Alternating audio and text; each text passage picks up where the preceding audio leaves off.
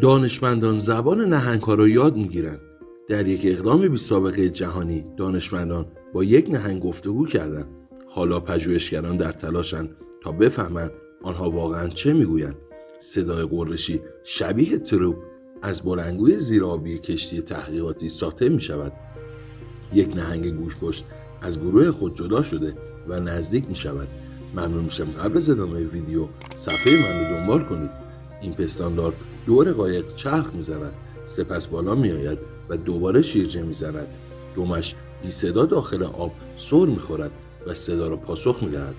پژوهشگرانی که با نهنگ گوشت‌پشت گپ زدن میگویند این رویارویی میتواند اولین قدم برای برقراری ارتباط با هوش غیر انسانی باشد.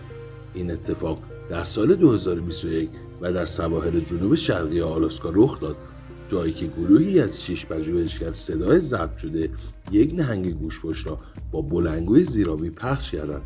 آنها وقتی دیدند یک نهنگ گوشت‌پشت به شیوهی گفتگو مانند پاسخ داد، حیرت زده شدند.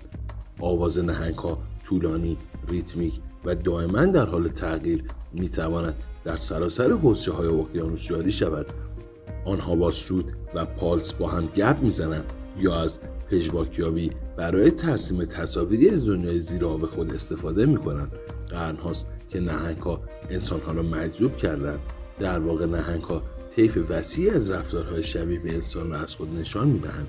فراتر از جهان، لطفاً صفحه من را دنبال کنید.